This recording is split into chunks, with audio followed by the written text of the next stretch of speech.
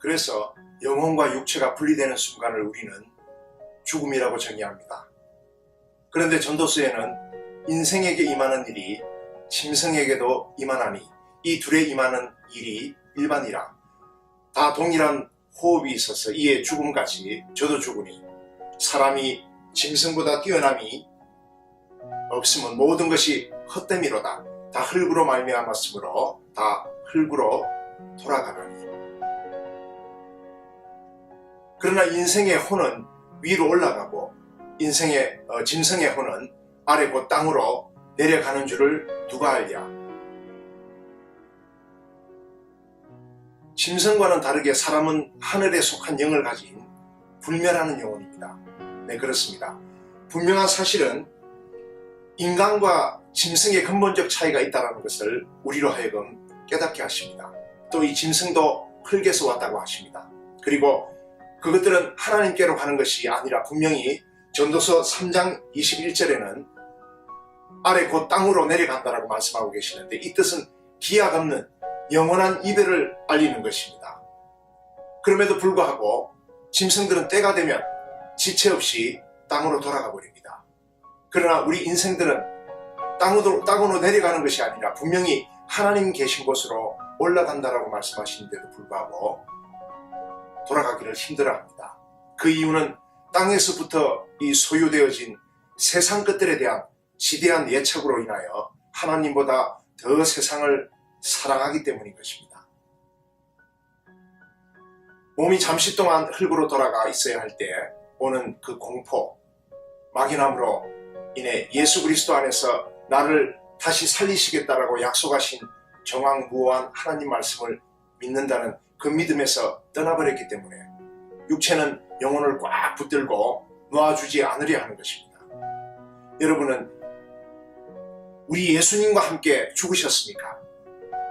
그렇다면 여러분들의 삶 속에서 세상이 요구하는 풍속과 욕망들을 담대하게 거절해서 이 땅에서 얻어진 어떠한 것들이라 할지라도 그것에 대한 애착과 미련을 끊어버리고 육신은 잠시 흙으로 돌아가고 나의 영혼은 주님과 함께 평안을 누리며 다시 부르실 하나님의 음성을 기다리는 참된 믿음을 소유해야 할 것입니다. 빌립보서 1장 23절에는 세상을 떠나서 그리스도와 함께 있는 것이 훨씬 더 좋은 일이라고 말씀하셨습니다. 우리의 창조주 되신 하나님께서는 한치의 오차도 없으며 필히 지켜야 할 법을 우주 만물에 정해놓으셨습니다. 전도서에는 그 법을 이렇게 말씀하셨습니다. 한 세대가 가고 한 세대가 오되 해는 뜨고 해는 쥐되 그 떴던 곳으로 빨리 돌아간다라고 말입니다. 바람은 남으로 불다가 북으로 돌아가며 이리 돌며 저리 돌아 바람은 그 불던 곳으로 돌아간다라고 말씀하셨습니다. 모든 강물은 다 바다로 흐르되 바다를 채우지 못한다라고 말씀하시면서 강물은 어느 곳으로 흐르든지 그리로 연하여 흐르는 법을 정해놓으셨습니다. 그러니까 변개치 못하는 하나님의 절대 법인 것이지요. 눈은 보아도 족함이 없고 귀는 들어도 가득 차지 않고 이미 있던 것이 후에 다시 있겠고 이미 한 일을 후에 다시 할지라 해 아래는 새 것이 없다라고 그 한도를 해 아래로 하나님께서는 정해두셨습니다. 이것은 인생에서만 일어나는 일이라는 것입니다. 그래서 사람의 손으로 수고한 모든 일이 다 헛되어 바람을 잡는 것이며 해 아래 무익한 것이라고 한계를 정하시면서 해 아래서 이루어지는 것은 헛된 것이라고 계속해서 우리 인생들에게 알려주십니다. 은을 사랑하는 자는 은으로 만족하지 못하고 풍요를 사랑하는 자는 소득으로 만족하지 아니하나니 이것도 헛되다라고 말씀하셨습니다. 그래서 사람은 흙에서 왔기 때문에 흙은 땅으로 돌아가고 영은 그것을 주신 하나님께로 돌아가기 전에 기억하라고 하시면서 전도자가 이렇게 말씀하셨습니다. 이르되 헛되고 헛되도다. 모든 것이 헛되도다. 네, 그렇습니다. 사람들은 세상에서 호흡하다가 흙으로 돌아가야 할 때가 되면 반드시 우리는 하나님 아버지의 법에 순응해야 하는데 그것을 역으로 거슬리게 하려 하는 그 이유가 바로 이 세상이 더 크고 이 세상에 더 높은 가치가 있다라고 생각하기 때문에 세상 풍조에 휩싸여 많이 가지려 애쓰고 빼앗고 울고 싸우며 군림하게 되는 것입니다. 이렇게 노력과 목숨을 건 투쟁으로 얻은 산물들을 두고 어떻게 내가 빈손 가지고 흙으로 돌아갈 수 있겠습니까? 여기 사탄의 꾀임에 빠져드는 자는 음부로 미끄러져 들어가게 되어 있습니다. 사랑하는 성도 여러분, 세상적 가치 앞에서 내려놓는 훈련을 하십시오. 그렇기 때문에 인생 가운데 가장 훈련되어져야 할 것이 바로 육체의 정욕, 안목의 정욕, 이생의 자랑인데 이런 세상적 사고와 행동들에게서 벗어나는 것이 가장 급선무적인 훈련입니다.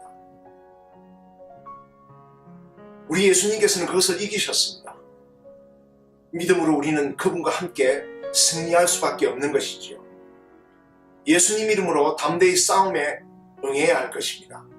우리 인생들이 가지는 마음은 본래부터 수많은 고통과 애착 그리고 정욕들로 인해서 흔들리며 평정심을 잃어버릴 때가 대다수입니다. 이런 것들의 시험에서 벗어날 수 있는 유일한 길은 십자가 길인 거라고 우리 주님께서 가르쳐 주셨습니다. 그리고 우리는 믿음으로 필히 따라가야 합니다. 그것으로서는 모든 자가 선교사로 사는 길이 유일한 길입니다. 세상의 어떠한 그 가치들을 얻고자 하는 바쁨에서 완전히 벗어나 예수 그리스도의 그 십자가 앞에 나와서 보혈의 나를 씻고 믿음으로 실천할 때만이 인생들이 괴로워하며 울 수밖에 없는 아주 세상적인 잡다한 것들에서 완전히 벗어날 수 있는 유일한 길인 것입니다. 여러분, 잘 아시지 않습니까? 예수님께서 세상을 이기신 분이시라는 것은, 우리가 세상에서 시험을 받아 자꾸 넘어지는 것은 야고보서 1장 14절에서 15절에 각 사람이 시험을 받는 것은 자기 욕심에 끌려 미혹된 것이라고 말씀하시면서 결국은 욕심이 잉태하여 지옥까지 가게 된다는 결론을 말씀하고 계십니다. 예수님 안에서 우리가 누리게 될 영광은 이 땅에서 겪는 유한한 고통과 유혹들보다 비교할 수 없을 정도로 훨씬 크고 매우 흥분하게 한다는 것을 여러분들은 깨달을 수 있어야 합니다. 인간들의 삶의 대다수를 차지하게 되는 슬픔과 두려움, 위험한 것들, 질병, 환난, 걱정, 근심, 불확신, 또 욕심, 이것들이 우리에게 큰 위로와 힘이 되어주지 못한다는 것을 깨달으십시오. 인간의 눈에 나타나는 저 하늘보다 더 높은 하늘이 있습니다.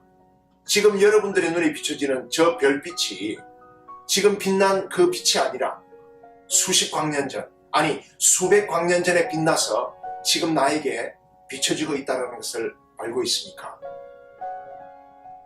여러분이 안개와 같은 존재이며 하루에도 수많은 위험에 노출되어 언제든지 이 땅을 떠날 수 있다는 것, 아니 한 마리의 이 벌에 쏘임에도 부서지고 말 흙집에서 살고 있다는 것을 깨닫고 계십니까? 그렇다면 예수 그리스도의 십자가 동역자로 부르심의 뜨거운 눈물을 감추지 못하게 될 것입니다. 사랑하는 성도 여러분, 미련을 떨쳐버리는 담대함을 주시라고 기도하십시오. 모든 생활 속에 성령님의 간섭하심이 꼭 있으셔야 한다라고 기도하셔야 합니다. 그럴 때 성령 충만한 자로서 모든 자가 선교사의 삶을 살게 될 것입니다. 하나님의 일을 선교로 한다는 것 아시지요? 네, 하나님의 일이기 때문에 우리는 모든 자가 순교를 각오한 선교사들로 필히 살아야 합니다. 그래서 세상을 살아가면서 세상에 대한 미련과 애착을 가질 틈을 주지 말아야 합니다. 잠시라도 깨어있지 않고 있다거나 또는 정신줄을 놓아버리고 있다면 사람의 존재를 망각하게 만들고 급기야 짐승만도 못한 존재까지 되어 흙으로 돌아가는 것을 두려워하게 되는 것입니다. 이 말씀을 우리가 이해하게 되면 나를 흙으로 돌아갈 수 없도록 불안하게 하고 세상의 미련과 애착을 가지게 하는 것이 사탄의 유혹이라는 것을 깨닫게 될 것입니다.